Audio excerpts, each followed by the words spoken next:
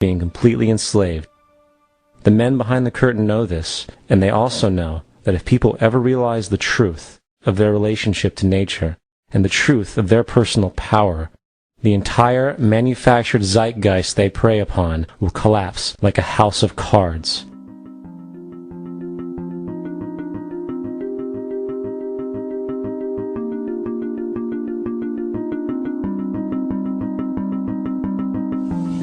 The whole system that we live in drills into us that we're powerless, that we're weak, that our society is evil, that it's crime-ridden, etc., and so forth.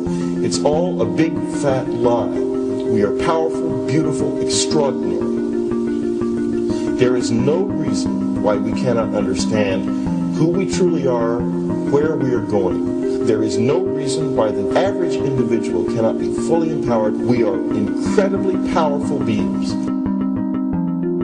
You know, I think I spent 30 years of my life, in the first 30, trying to become something. I wanted to become good at things. I wanted to become good at tennis. I wanted to become good at school and grades and everything I kind of viewed in that perspective. I'm not okay the way I am, but if I got good at things, I realized that I had the game wrong. The game was to find out what I already was. Find out what I already was.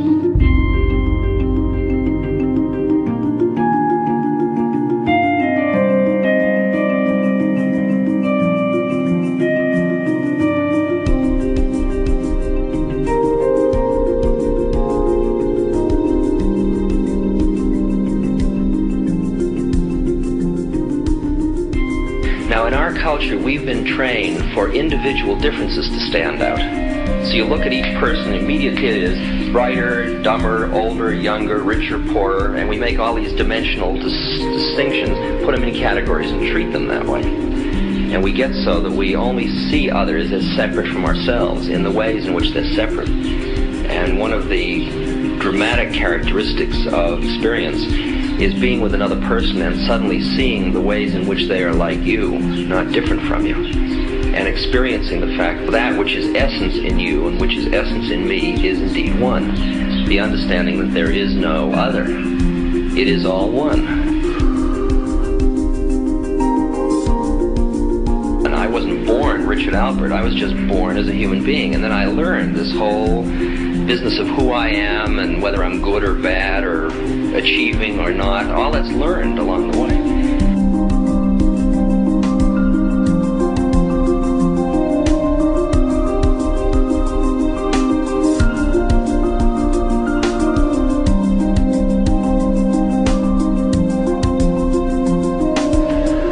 The old appeals to racial, sexual, and religious chauvinism, to rabid nationalist fervor, are beginning not to work. A new consciousness is developing which sees the earth as a single organism and recognizes that an organism at war with itself is doomed.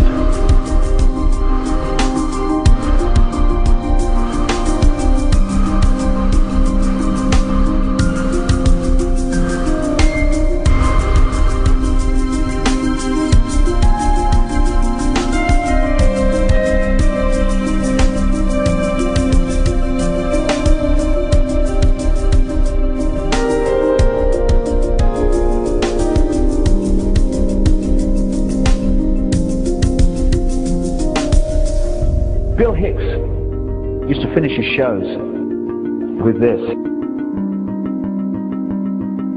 Life's like a ride in an amusement park. And when you go on it, you think it's real, because that's how powerful our minds are. And the ride goes up and down and round and round. It has thrills and chills, and it's very brightly colored. And it's very loud, but it's fun for a while.